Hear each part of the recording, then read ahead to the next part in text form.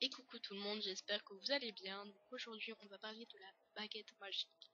Donc c'est vrai que j'en ai déjà parlé dans une précédente vidéo qui s'appelle colorisation étape par étape, mais j'ignorais quelques petits points sur cet outil et du coup j'aimerais vraiment revenir dessus avec vous parce que c'est un gagne-temps, c'est incroyable, enfin, surtout pour moi.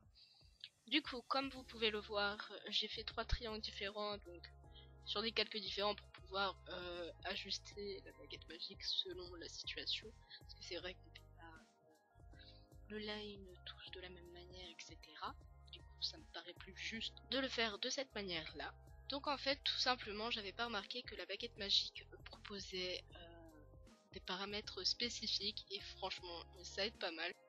Donc j'ai presque envie de vous conseiller la zone de travail pratiquement tout le temps car quels que soient les calques que vous faites, ça va sélectionner selon les zones à sélectionner. Enfin, il n'y a pas de différence si vous voyez ce que je veux dire.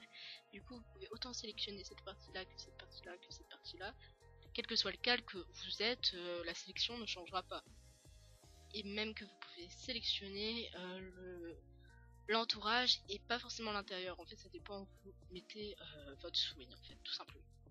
Et du coup, je trouve ça franchement cool. Parce que du coup, moi, je mettais un temps pas possible à sélectionner de cette manière-là. En pensant que c'était plus précis que la baguette magique. Alors, je savais pas comment m'en servir, tout simplement. Alors maintenant, on va s'attaquer au calque actif qui se trouve juste ici. Et donc, du coup, pour savoir sur quel calque vous vous trouvez actuellement, vous pouvez le voir justement avec ce petit pinceau qui va changer selon votre sélection. Donc on va aller sur le triangle fait sur un seul et même calque parce qu'il n'y a que dans cette situation que vous pourrez l'utiliser, car vous pourrez sélectionner cette zone et seulement cette zone à partir du moment où vous l'avez dessiné sur ce calque.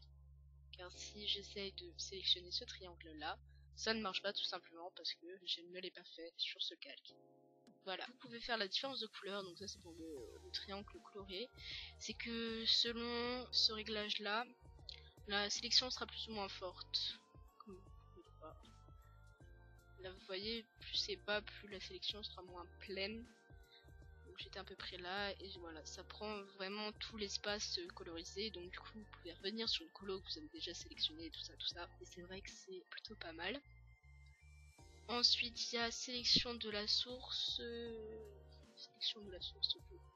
Je ne me souviens plus. Sélectionner toujours les pixels depuis la source. Qu'est-ce que ça me donne?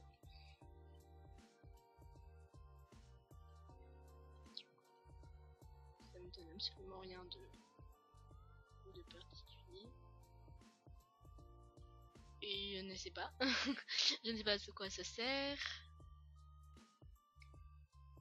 Et du coup,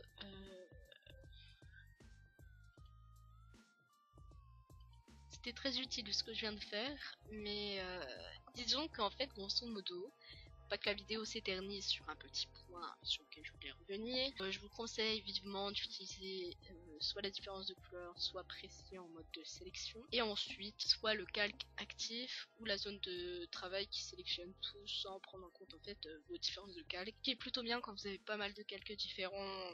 Du coup voilà, j'espère que cette petite info vous aura plu, et si vous avez des questions ou autres, n'hésitez pas à les poser car j'y répondrai dès que je peux.